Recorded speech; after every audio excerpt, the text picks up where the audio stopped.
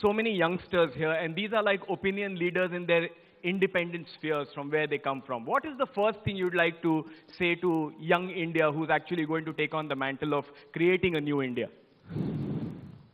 Well, I often feel that I'm not really someone who can tell you guys what to do here. I think that you all know your own minds well enough, and I don't think that they really need to be told what to do. What I can share for sure is what has been important to me. And I think each one of us, finds our own path. So what has been important to me, which I would like to share with you, is that I have always believed in following my dreams. And I don't know how that happened. I'm not quite sure how that happened, but I think it also happened because I'm very passionate about whatever I do, whether it's my work, which is films, whether it's playing a sport, whether it's hanging out with my friends, whether it's having an argument, whether it's laughing about something. I'm very passionate about everything, and I give my entire attention and full everything about me is in that one thing that I'm doing at that time. So I think that what has been very important for me is that I don't want to compromise with what I want to do. What is my dream? I don't mind compromising to achieve my dream, but I don't want to compromise the dream itself. So that is something that I've always believed in.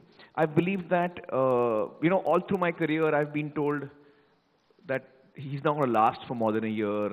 Because of the kind of, I picked very unusual films. I worked in a very unusual way, while the rest of the industry at that time, when I came in 25 years ago, was doing 30 films at one time. Actors were doing 30 films at one time.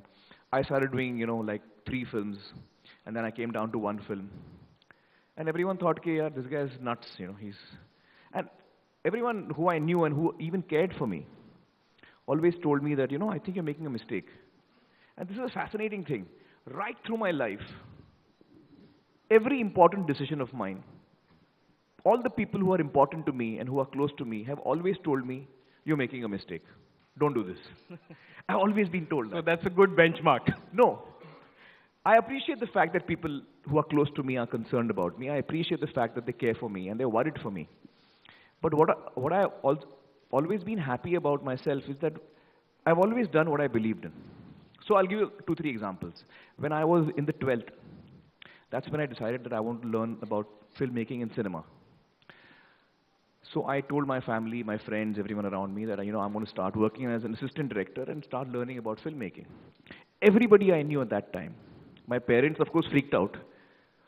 You're not going to be a graduate, you're going to leave your studies. It was halla ho gaya tha ghar mein.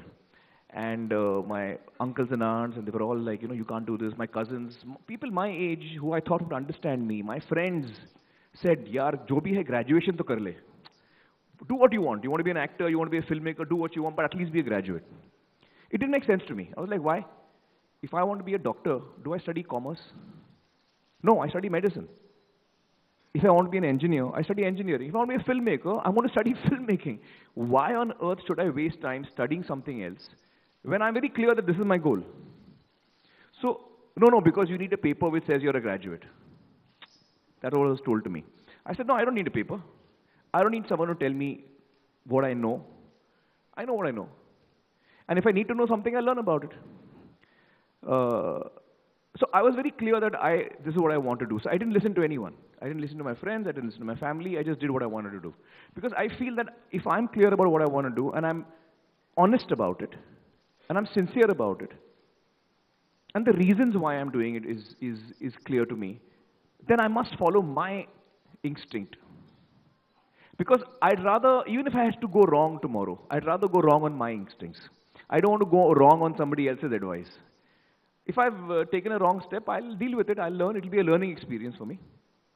So, right through my life, I've noticed that there's been times when people who are close to me and who care about me have told me, you're doing the wrong thing. And I've always felt that, I've listened to them very carefully. I've never ignored them. But I finally did what I felt like doing. And that's one thing that when I look back today, after 25 years of being a professional, I feel that that's one thing that I feel happy about. That I lived on my terms. See, today I'm successful. I may not have been successful.